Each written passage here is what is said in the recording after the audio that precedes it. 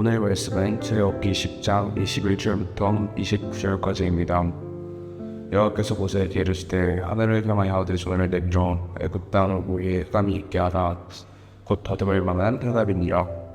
모세가 하늘을 향하여 손을 내밀매 캄캄한 흑암이 4일 동안 애굽 온 땅에 있어서 그 동안은 사람들이 서로 볼 수 없으며 자기 스스로에서 일어나는 자가 없을 때 온 이스라엘 자손들이 거주하는 곳에는 빛이 있었더라. 바로가 무스를 불러서 이르되 너희는 가서 여호와를 섬기되 너희는 양과 소는 머물러 두고 너희 어린 것들은 너희와 함께 갈지니라.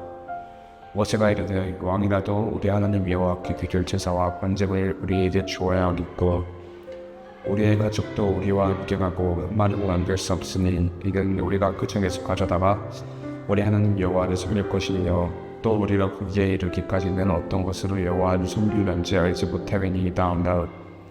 여호와께서 바로의 마음을 완악하게 하셨으므로 그들을 보내기를 기뻐하지 아니하고 바로가 모세에게 이르되 너는 나를 떠나가고 스스로 섬가 다시 내 얼굴을 보지 말라. 내가 내 얼굴을 보는 날에는 죽으리라. 모세가 이르되 당신이 말씀하신 대로 내가 다시는 당신의 얼굴을 보지 아니하리이다. 아멘.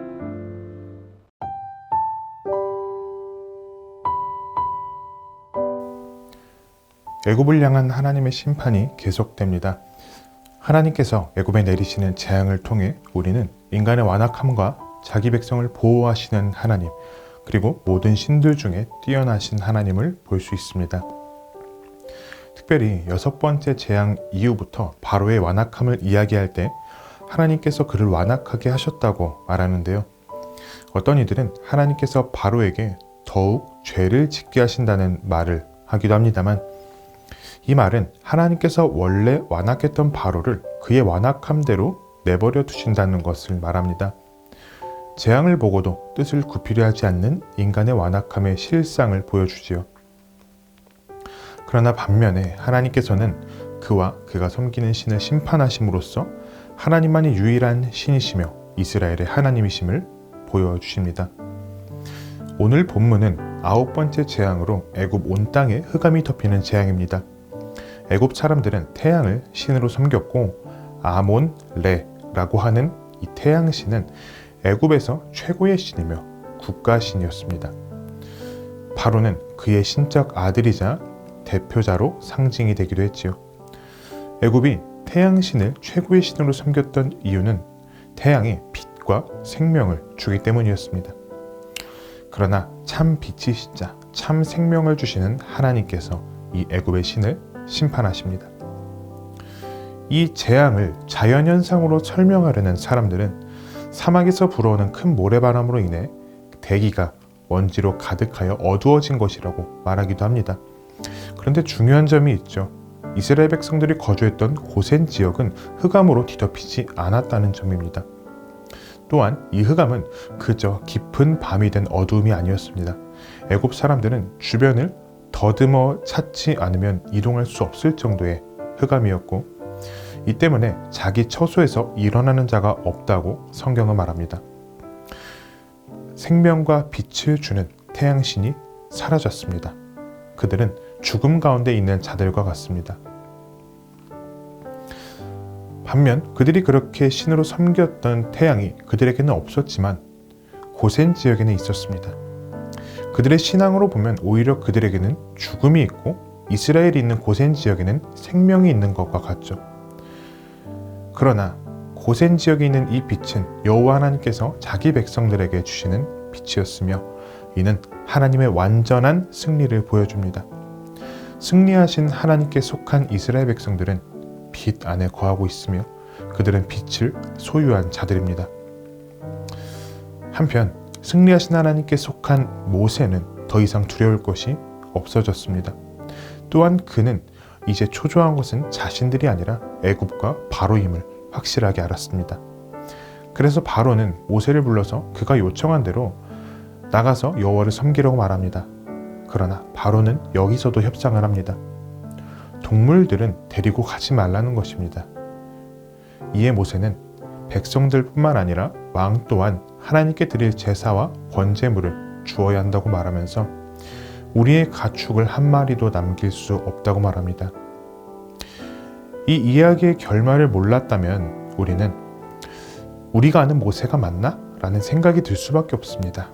왜냐하면 출애굽기 3장에서 하나님께서 모세를 애굽으로 보내고자 하실 때 모세가 이렇게 대답했었기 때문입니다.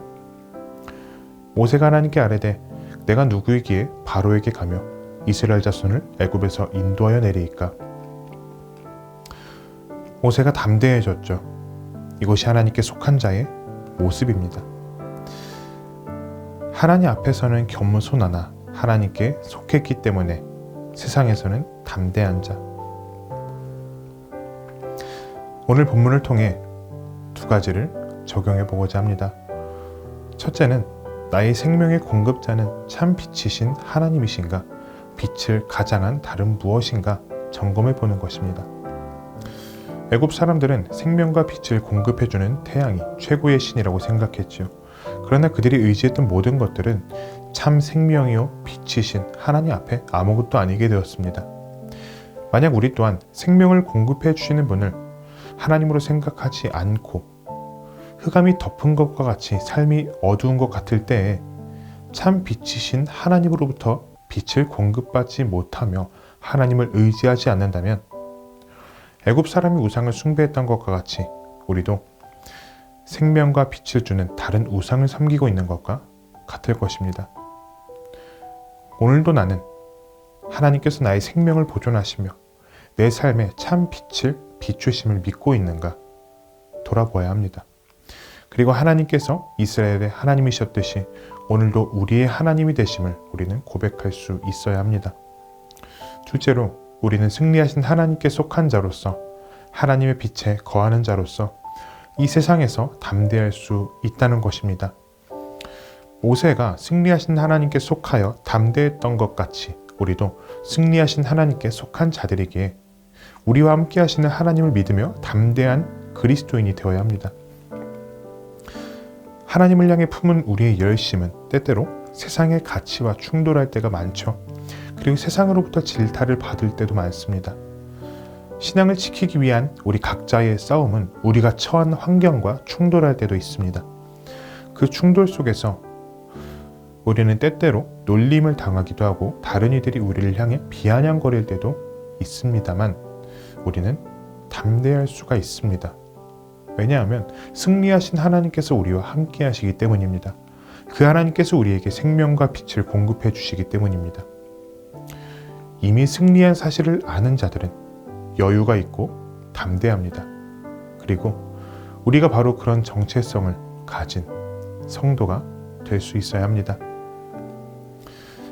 오늘 말씀을 생각하며 함께 기도하겠습니다. 나를 돌보시고 생명을 공급하시며 어두운 가운데 빛을 주시는 하나님을 예배하게 하소서. 하나님께 속한 자로서 그 승리를 누리며 세상에서 담대한 성도가 되게 하소서. 오늘도 우리를 구별하여 돌보시는 하나님과 함께하는 청년 가족이 되기를 바랍니다.